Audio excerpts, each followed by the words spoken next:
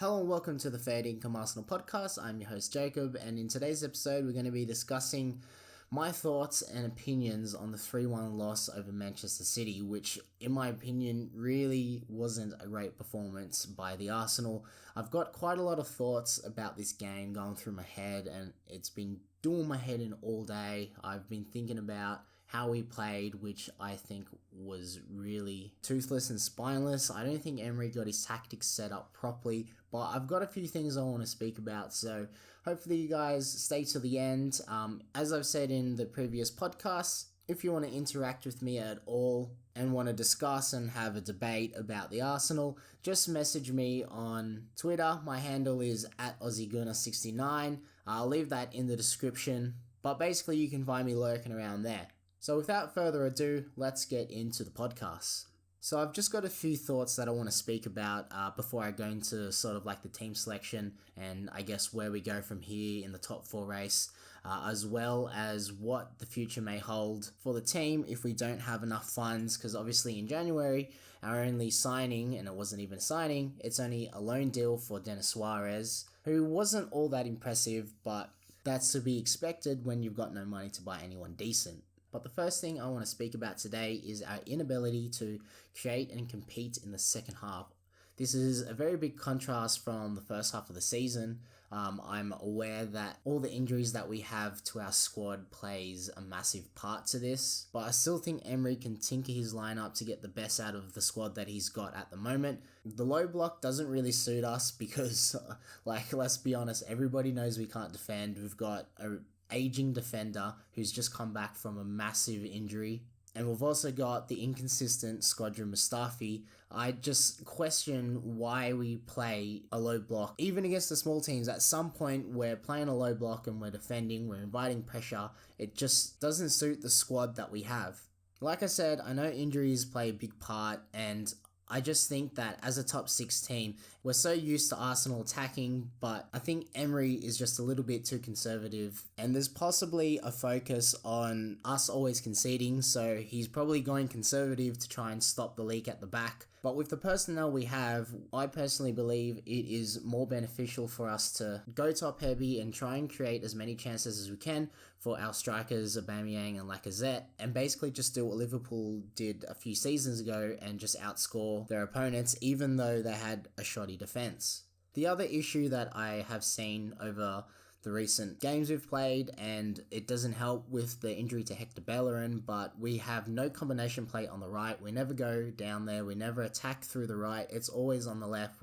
Obviously we look the most dangerous on the left, and that's where our chances come because Kolasinac and Iwobi have struck up a bit of a partnership on the left there, and since Hector Bellerin and Mkhitaryan have been injured, we just have not had the variety or the combinations on the right hand side. Why he broke up the combination of Iwobi and Kolasinac, I'm not really sure. I really would have liked to have seen Jenkinson play on the right, and instead of dragging Iwobi to the right hand side where he's never ever been comfortable, why not put Ramsey there and keep the combination on the left, so at least we've got some sort of penetrative and creative way to get out from the low block. Ramsey also brings you the industry that we lacked in this game, and basically I'm not trying to murder him because he only got half an hour of game time. This is his first game. He got put on in some pretty crappy circumstances, but Denis Suarez for me typified this game. Every single time he was on screen, he either gave the ball away or looked really lazy. He had no urgency, and it just really summed up the game for me. That was not the correct sub, in my opinion, that I would have made. I definitely would have put Ozil on because we had a very hard time keeping control of the ball and we just had no creativity. So for Emery to chuck Denis Suarez in the deep end like that, it's really not going to go down with the Arsenal fans well. Because obviously he didn't have a very good cameo, so it's going to reflect badly. And we all know us as Arsenal fans, we just go for the jugular every single time. We forget what's happened in the past and if everything that has happened in the now, whether it be good or bad, we just go for the jugular, and it's never a pretty sight. For the last few games, possession has been scarce. I think Xhaka is a big miss for us. He really sets the tempo and releases us from pressure. Here we missed his passing range as well as the ability to set the tempo for us and just sort of be a leader in that midfield. Sure, he can lose his head a little bit, but for me in this team, he really glues it all together. I know he comes under a lot of criticism and a lot of people don't like the way he plays, but for the footballer that he is, he really adds that extra grit and extra technicality that we've been lacking without him. And the last thing that I want to get off my chest before we head into the team selection discussion is the Aubameyang and the Lacazette issue that I have. I just don't like them playing together. I know they've had a lot of chemistry in a few games early in the season, but I think Aubameyang in the build-up is just too unbalanced, and Lacazette is playing really well at the moment. If you look back to the start of the season, there was a period where he was alternating them. Obviously, we had Danny Welbeck to come on and rotate with whoever wasn't playing. So we had that option, and I know that option's been taken away from us, but we can still play an Ozil or a Ramsey and bring on whichever striker doesn't play for an impact and a different way of playing. So at least we have some sort of variety, because at the moment our tactics are very stale and everybody can sort of predict what we're going to do. Basically, the big issue I have is the lack of creativity, but I more or less put that down to the way that Emery sets up his team and the players that he selects from game to game. So that being said, let's get into the team selection. I was a little disappointed by the way we set up and the players that he chose for this formation. I think he could have gone sort of similar to how he played against Chelsea and used Ramsey as the number 10 in the front three. I really admire the work rate that Alex Lacazette is bringing to the front. He's tracking back, making tackles, and it's relieving quite a lot of pressure off the midfield and also the back line. But I think he could have been helped out by having a Ramsey in there just to share the workload. It really worked well against Chelsea. I would have liked us to see us continue because Ramsey has that extra spark, extra bit of creativity.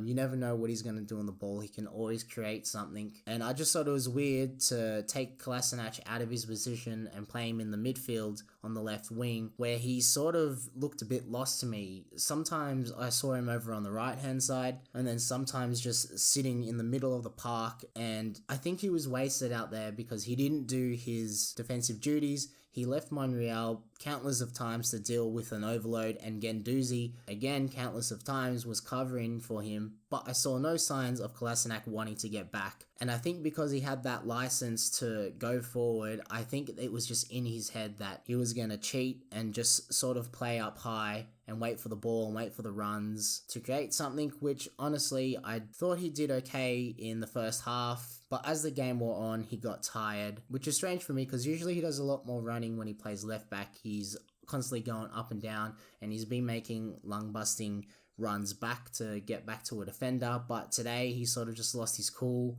and we saw none of that hard work and work rate from him. And I think it was a big loss, and I think it was a big mistake for Emery to pull him out of position and break up the combination of him and Iwobi. So on to Iwobi. I still think he did okay. He's very industrious. I know I love to stick up for Iwobi because I just think that we're asking him to do so many roles, and he's just under a lot of pressure because he's basically now become the main creator, as well as trying to connect the midfield to the strikers and fill in Ozil's role and just do defensive duty. And we've placed such a big burden onto him that I don't think he's ready for.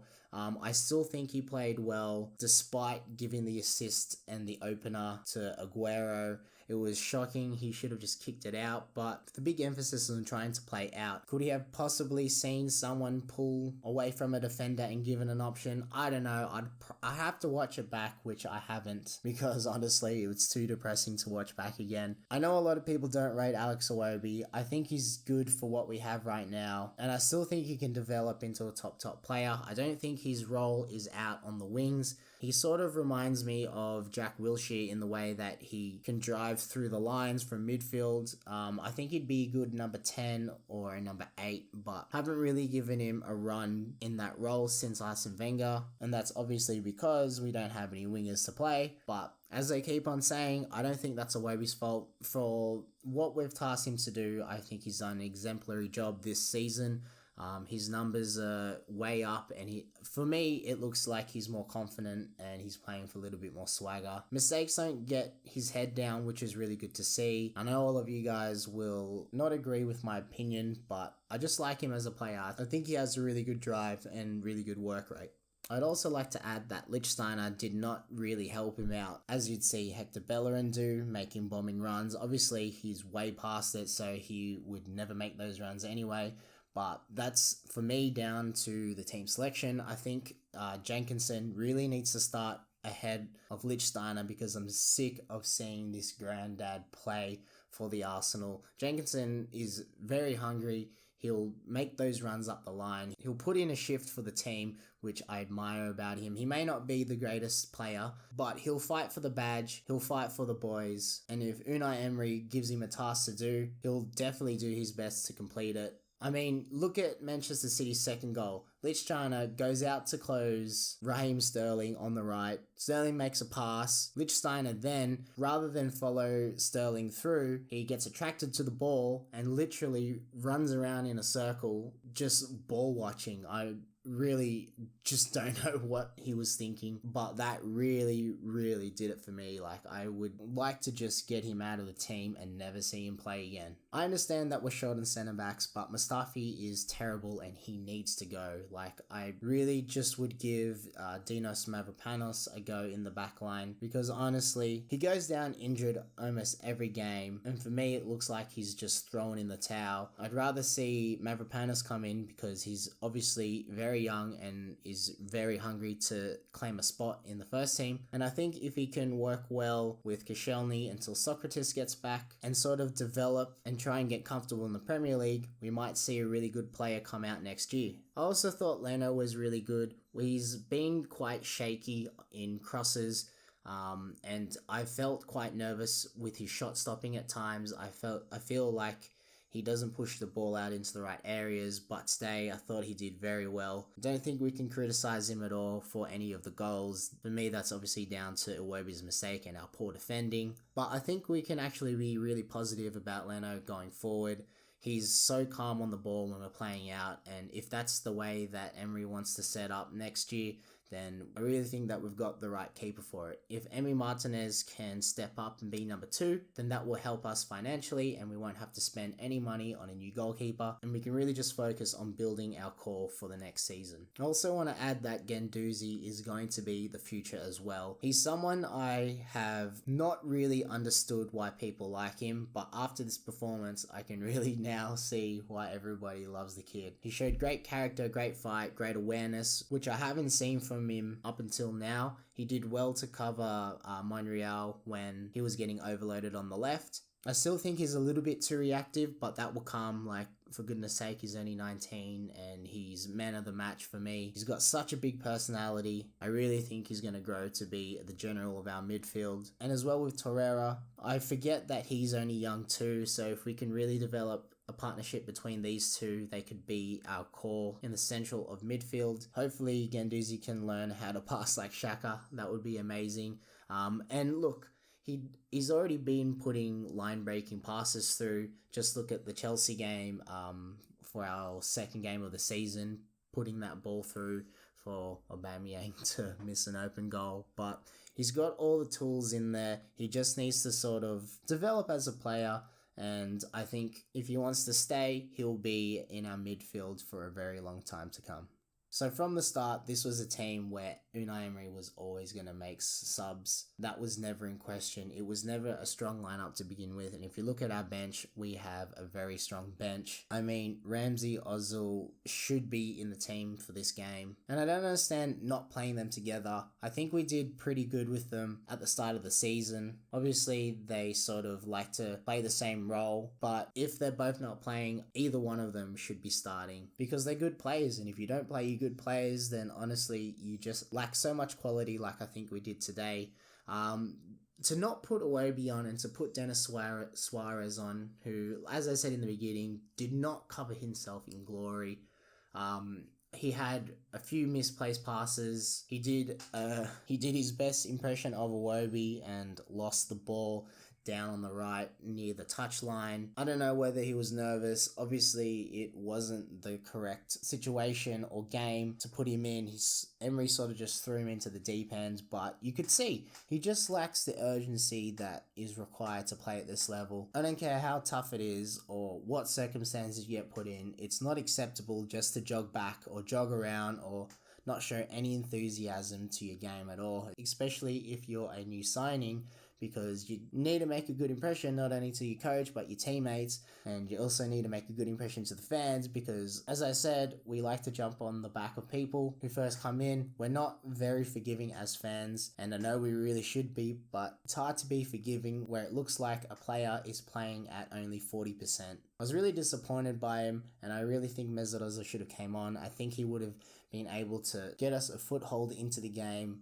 He's so good at retaining possession, and obviously he can just pluck out a moment of magic from anywhere. And for the people who say he's lazy, I mean, I don't get that argument because the running numbers you see, sometimes he's at the top of that list or very close to the top. You see as well when a long ball goes through, he's always trying to chase it down, and he's so intelligent that I just really think he would have made a difference if he had started or if he had come on at all. But that's pretty much my thoughts on the team selection. I hate to be so ranty after a loss to the current champions, but I just think Emery got it wrong today. And I know I should be giving him a lot more leeway and time. And look, I'm not writing him off. He's got a squad that's aging, that he inherited from a previous manager who couldn't even get the best out of these players. I don't expect him to set the world alight, but sometimes some of the decisions that he makes, I just don't understand. And in my head, I'm just trying to wrap my head around why, and I guess venting like this sort of helps ease the confusion that I've got going through my head right now. But the next few fixtures are going to be very key to the top four. We play Huddersfield and Bournemouth, and in between those two games we have our ties for the Europa League round of 16, which will be crucial, so I think we should go out strong for those since we're not playing the cup competition on the weekend. I don't know which one it is, but I know we have our two fixtures of the Europa League without a game in between them, which is pretty weird, but it's a big benefit for our tiring squad. So if we can win all those 4 games, it sets us up nicely for the 2 big games that are pivotal moments in our race for the top 4. We welcome Manchester United at home, and then we travel to Spurs in what will be our biggest games of the season. After this loss, I'm sure you guys already know that we're down to 6 again, and Manchester United are 1 point above us. If we can keep winning in the Premier League as well as beat Manchester United and Spurs, it should be enough to get us above Manchester United, and hopefully if Chelsea slip up a few more times, we could be right in there in the top 4 with a healthy lead, and then it's up to us whether or not we want to perform for the rest of it. I'm hoping, because these games will mean so much, just like what happened with the Chelsea game. We really needed that win. The players got hyped for it. They got up for it. I'm hoping that the same again can happen. Already performed well against Tottenham at home. Hopefully we can put in the same performance and give them another loss. It'll also give us the bragging rights for the North London derby. And let's finally just get over the fact that we never seem to beat Manchester United, and let's just bury them down into 6 and let's leapfrog them, because I'm sick to death of United fans, and in particular sick of Jesse Lingard always scoring against us and doing some stupid dance. I mean, don't get me wrong, I like dancing, but when it's an opposition player, I goddamn hate it. But hopefully the players get the message that the next few fixtures are coming up and they just come out of the gates ready to go with the energy that you expect from an Arsenal team. I mean, you look at any team in the top 6 and they all have the quality to beat all these lower teams, and for the most part they do. We just really have to make sure that we don't slip up.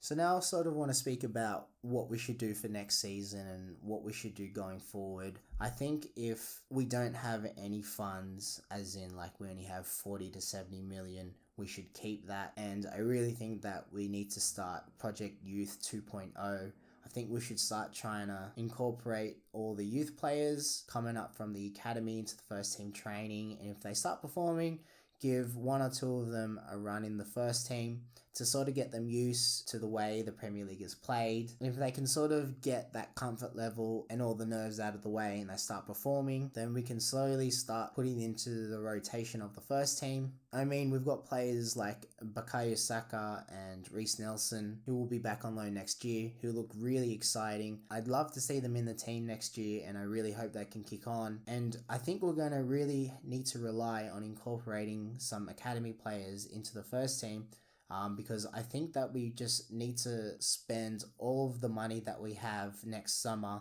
into two really good fullbacks, because Bellerin can't do it on his own. I'm still not convinced of Kolasinac, and the way that we like to attack is through our wing backs or left backs, fullbacks, whatever you want to call them. Whatever Emery decides to set up with, they are very important to the way that we play.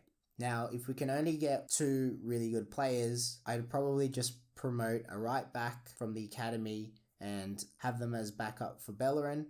I would buy a really top class left back to play on that side, and I guess have Kolasinac sort of there as backup.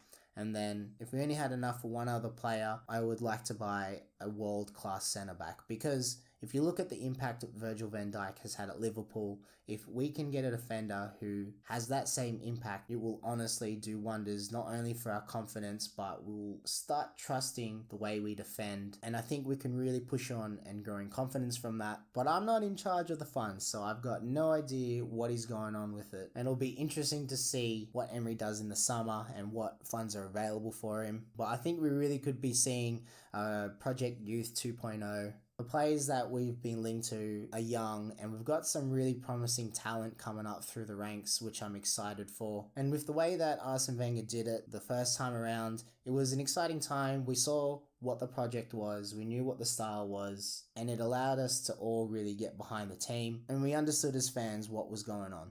But that's pretty much all that's been on my mind.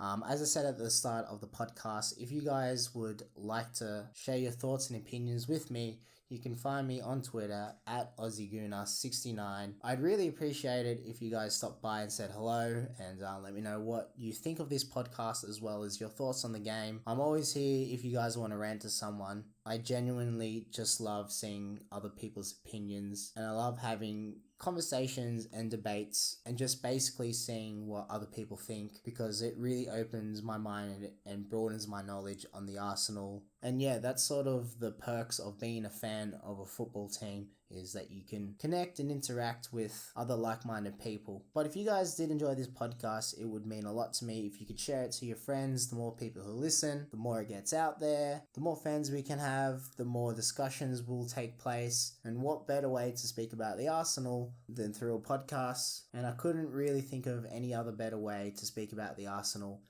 This media basically just allows me to voice my views and opinions on the Arsenal in a way that I never thought I'd be able to do. But like I said, if you guys enjoyed this podcast, don't forget to share it. I'll see you guys in the next one. Come on, the Arsenal!